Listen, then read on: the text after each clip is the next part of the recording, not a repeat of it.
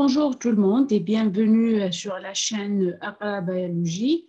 Alors, on va continuer avec le module biochimie microbienne.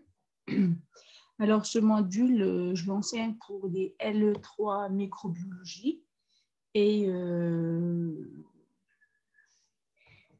nous sommes arrivés au niveau du métabolisme aérobie des pyruvate.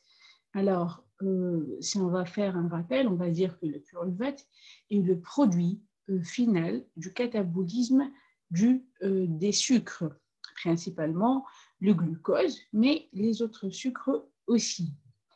Alors, le pyruvate va être dégradé soit en aérobiose, soit en anaérobiose, c'est-à-dire en présence d'oxygène ou en absence d'oxygène. Alors, en présence d'oxygène, le pyruvate va être dégradé complètement. Bien, on parle d'une dégradation complète du sucre et ça va aboutir à des molécules d'H2O et d'oxygène et génération d'ATP. Et cela passe par le cycle de Krebs et la phosphorylation oxydative ou bien la respiration. Donc, on va commencer par voir ce que va arriver au pyruvate au niveau de cycle de Krebs. Alors, c'est quoi déjà le cycle de Krebs? Cycle de Krebs, c'est une voie de catabolisme oxydatif. Par catabolisme, on veut dire dégradation. Oxydative, c'est des réactions d'oxydation en présence d'oxygène. Elle est la voie utilisée par les micro-organismes aérobies stricts et facultatifs, c'est-à-dire anaérobie. La voie de Krebs, il dit aussi la voie d'oxydation aérobie de l'acétate, ou bien la voie tricarboxylique.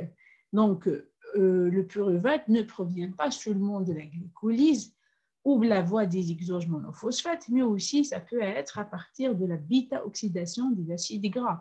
C'est-à-dire que le pyruvate peut être le produit de la glycolyse et d'hexose monophosphate pour les sucres, mais aussi c'est le produit de la dégradation des acides gras par la bêta-oxydation. Donc, le catabolisme d'une molécule de pyruvate commence par une réaction de décarboxylation oxydative. Cette réaction de décarboxylation oxydative qui va donner naissance à l'acétyl-CoA est une réaction qui ne fait pas partie du cycle de Krebs. Elle se fait avant d'entamer le cycle de Krebs. Alors, la décarboxylation oxydative a lieu au niveau de la membrane des bactéries. Elle est catalysée par un complexe enzymatique. Ce complexe enzymatique est le pyruvate déshydrogénase. Alors, par complexe, on veut dire qu'il est composé de plusieurs enzymes. Et le pyruvate déshydrogénase ou la pyruvate déshydrogénase est composé de 3 enzymes qui vont dégrader le pyruvate pour donner naissance à l'acétyl-CoA. L'acétyl-CoA est considéré comme le substrat du cycle tricarboxylique. Donc, ce n'est pas le pyruvate qui est le substrat direct du cycle de Krebs, mais c'est de l'acétyl-CoA. Voilà. Alors, le complexe multienzymatique de la pyruvate déshydrogénase, nommé aussi le complexe PDH, est constitué de 3 enzymes principales. Nous avons PDH, l'enzyme 1, le DLAT, c'est l'enzyme 2, et le DLD, c'est l'enzyme 3. Alors, le pyruvate déshydrogénase, c'est le nom du premier.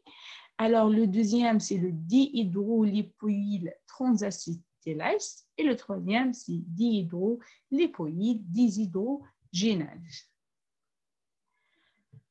Le PDH, c'est que le thymine pyrophosphate, TPP, voilà, et assure la décarboxylation du pyruvate, c'est-à-dire l'enlèvement d'un groupement CO2. C'est ça. Son rôle est la décarboxylation du pyruvate. La deuxième enzyme, la DLAT, elle va assurer le transfert du radical acétyl du lépoate nous avons l'époate qui a un groupement radical acétyl qui va se transformer sur le coenzyme A. Donc, ce qui va donner naissance à l'acétyl-CoA qui va être libéré. Donc, c'est au niveau de la deuxième enzyme qu'on a la libération de l'acétyl-CoA. La troisième enzyme DLD est une flavoprotéine qui oxyde le dihydrolépoate. Le dihydrolépoate qui a une naissance au niveau de la deuxième enzyme va être oxydé et les électrons, les protons issus de cette oxydation vont être transférés sur la coenzyme NAD qui va donner naissance à la NADHH+. Et la même chose pour FAD et FADH+. Alors, l'acétyl-CoA va être le substrat de ce cycle, qui est le cycle de Krebs. On va le voir plus simplifié et plus simple et plus lisible. Donc, voilà l'acétyl-CoA qui va entamer tout un cycle qui va donner naissance à plusieurs acides carboniques. Donc, si on va voir le cycle autrement et simplement, on va le subdiviser en deux parties. Donc, nous avons l'oxydation totale de l'acétyl-CoA et nous avons la régénération de l'oxaloacétate. Pourquoi on parle de régénération et n'est pas la production? Non, parce qu'on est dans un cycle. C'est un cycle où nous avons la production de l'oxaloacétate encore et encore et encore et encore. Donc, c'est une régénération, il n'est pas justement une seule production. Et pour l'oxydation de l'acétyl-CoA, donc à la fin, nous n'aurons plus de l'acétyl-CoA, nous avons ce produit de cette substrat. Donc, ces deux étapes, ces deux phases du cycle de Krebs, on va les voir ensemble. Donc, commençons par la phase 1, qui est l'oxydation totale de l'acétyl-CoA. Elle est composée de plusieurs réactions. La première est la formation du citrate. La deuxième, c'est une isomérisation du citrate en isocitrate. La troisième, c'est une déshydrogénation carboxylante de l'isocitrate. Et enfin, une déshydrogénation de l'alpha-cétoglutarate. Donc, nous avons deux réactions de déshydrogénation. Et par déshydrogénation, on va avoir la fabrication de NADHH+, et NADHH+. Ce n'est pas une simple déshydrogénation, mais aussi une décarboxylation. Donc, on va avoir la formation de CO2.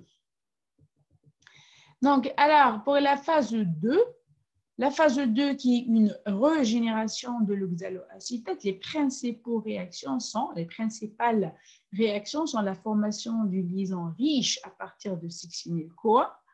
Et donc, nous avons la transformation d'une molécule GDP à une molécule GTP. Une déshydrogénation du succinate en fumarate. Et là, nous avons le FAD qui devient FADH2. Et une hydratation du fumarate de formation du malate. Et enfin, une déshydrogénation du malate en oxaloacétate. Et là, nous avons la formation de NADHH+.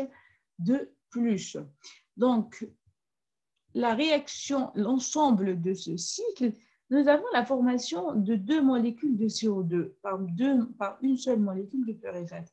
Alors, ces deux molécules de CO2 sont échouées dans la phase 1, dans l'oxydation totale de l'oxaloacétate.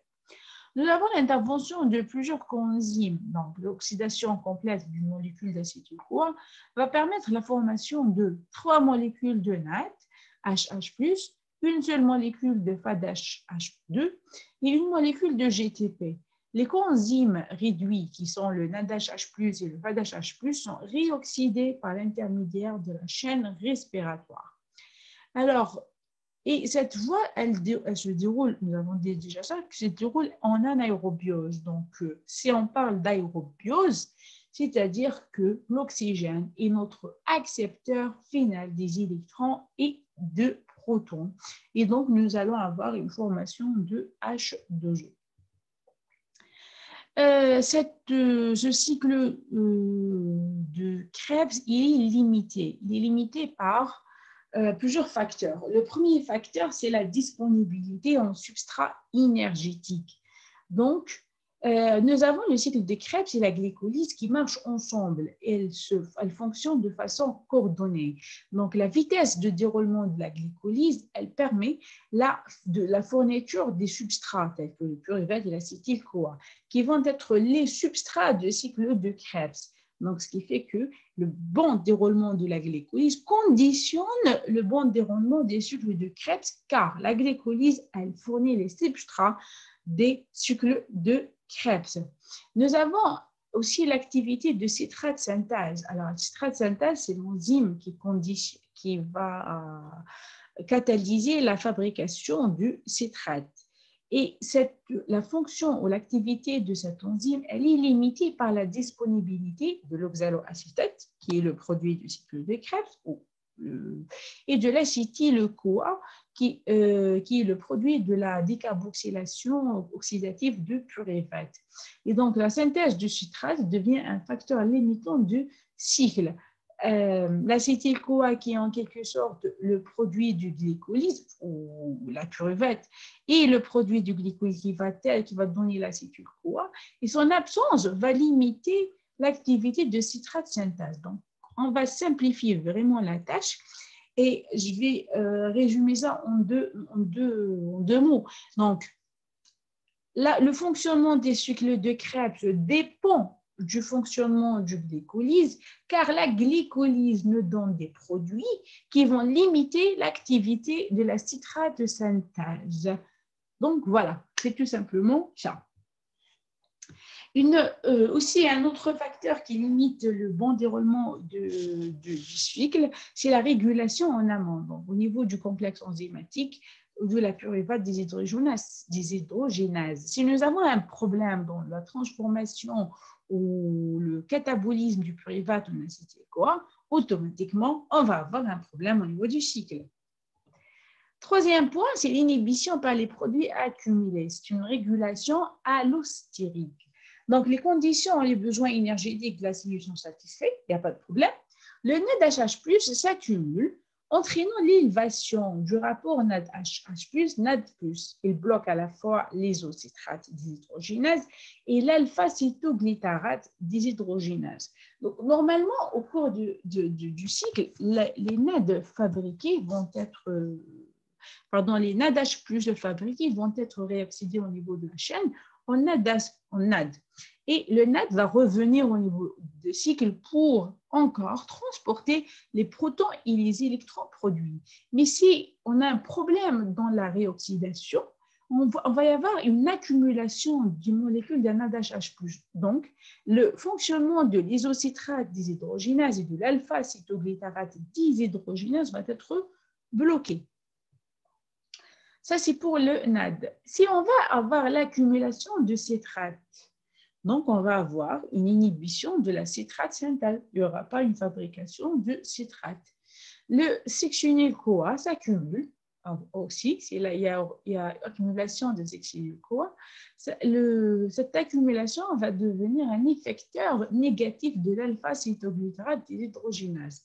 Donc, l'alpha-cétoglytarate déshydrogénase est inhibée, l'activité de cette enzyme est inhibée par deux choses, une accumulation de NADH+, une accumulation de sectionyl-CoA.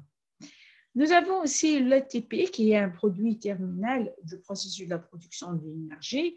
L'ATP a une possibilité d'inhiber l'activité de la citrate synthase et de l'alpha-cétoglytarate déshydrogénase. Donc, cette inhibition, elle est assurée par une augmentation de l'ADP, c'est-à-dire une déphosphorylation continue de l'ATP. Ça, c'était pour le cycle de Krebs. On passe à une autre voie de catabolisme du pyruvate qui se fait dans les conditions d'aérobiose, et c'est le shunt glyoxylique. Alors, shunt glyoxylique, c'est une voie dérivée du cycle de Krebs. Dérivée, c'est-à-dire qu'elle est la même, sauf qu'il y a quelques modifications. Donc, elle est utilisée par certains micro-organismes tels que Escherichia coli et de nombreuses espèces de moisissures et des pseudomonas. Ces micro-organismes sont capables de se développer à partir de l'acétate comme seule source de carbone et d'énergie. Autrement dit, si on va enlever le glucose, le fructose et tous les sucres que ces micro-organismes sont capables de dégrader, on va mettre juste de l'acétate comme substrat, comme source de carbone et d'énergie, au collet, quelques moisissures et quelques pseudomonas sont capables de se développer. Mais comment ils vont se développer? C'est simple, qu'au niveau du cycle de Krebs, allez voir le cycle de Krebs et ajouter ces deux réactions. Et ça va devenir le chaîne glyoxylique. Donc, nous avons une enzyme qui va être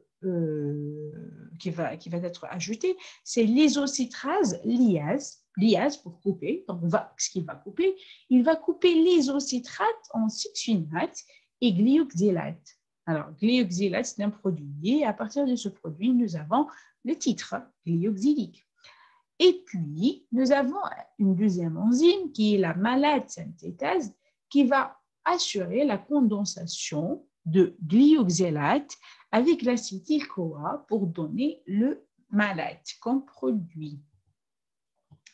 Donc, cette voie ne donne aucune énergie biologiquement utilisable, il n'y a pas. Mais elle fonctionne juste, elle existe, elle apparaît, c'est ça le mot, elle apparaît quand nos micro-organismes sont cultivés sur l'acétate. Car le glycolyse, la présence de glycolyse dans le milieu de culture, inhibe, reprime, n'assure pas le fonctionnement des deux enzymes qui sont l'isocitrase liase et la malate synthétase. Alors, lors de la croissance sur l'acétate, les cellules décarboxylent l'oxaloacétate pour fournir le phosphoïnol pyruvate, qui est le point de départ de la biosynthèse des hexoses et des pentoses. Très bien.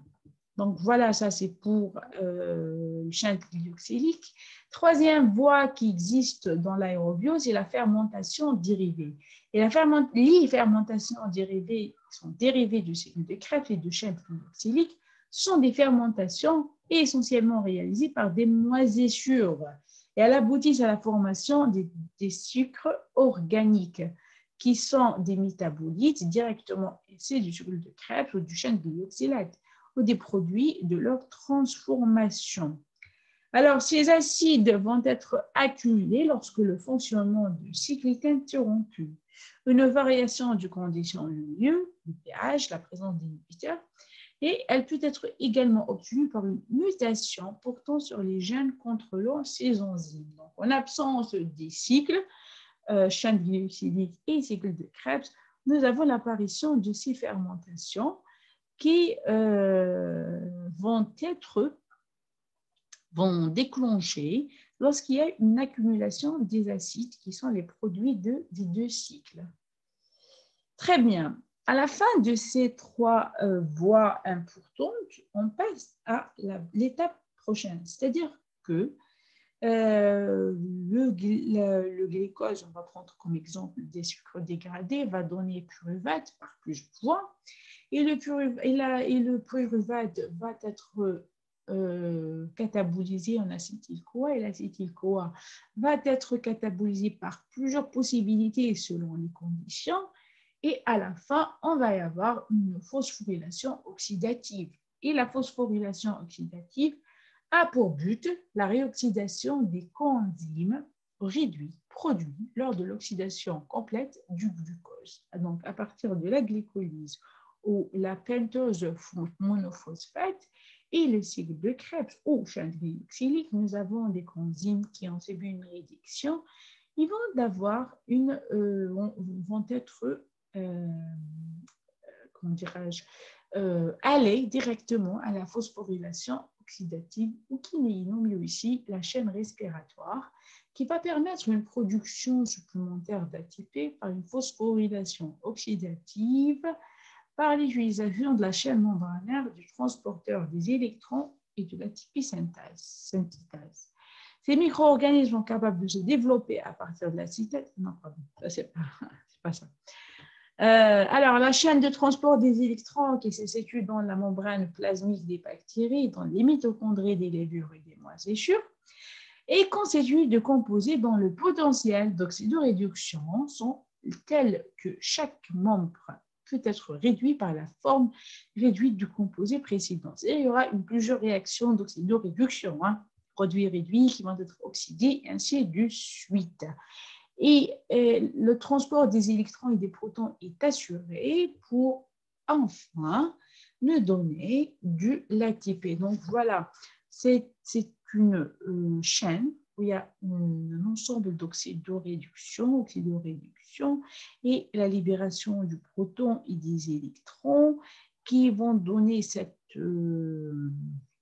un déséquilibre du potentiel et ça va conduire à l'obtention ou la synthèse de l'ATP et enfin, nous avons la production de l'eau et le H2O. Voilà, c'est tout à fait ce qui fait la chaîne du transport des électrons. Alors, l'ATP synthèse, dans sa ultra-structure détaillée, est située à la face interne de la membrane plasmique. Il y a vraiment une structure complexe et qui peut être résumée tout simplement comme ça. Et où nous avons l'ADP qui va nous donner de l'ATP plus de H2O et le passage des protons qui va assurer le potentiel redox. Donc, les protons, en passant pour le canal, active le groupement phosphate et ce qui va permettre la liaison, la fixation sur l'ATP et donc la naissance de l'ATP. Donc, le bilan énergétique est très important. Il est de 38 à 36, tout dépend. Tout dépend les réactions. Peut-être 36 et même 30 ou 32. Ça dépend les réactions quand ils vont être réalisées ou pas.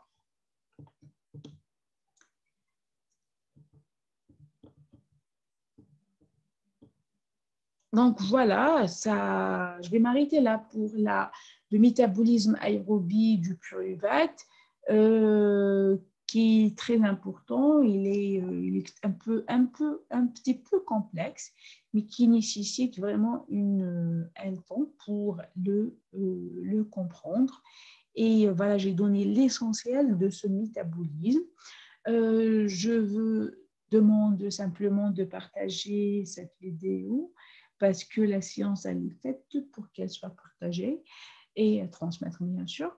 Si vous avez des questions, n'hésitez pas à les poser dans les commentaires. Je suis là pour vous répondre et pour vous orienter. Et je vous dis à la prochaine. Allez, bye bye.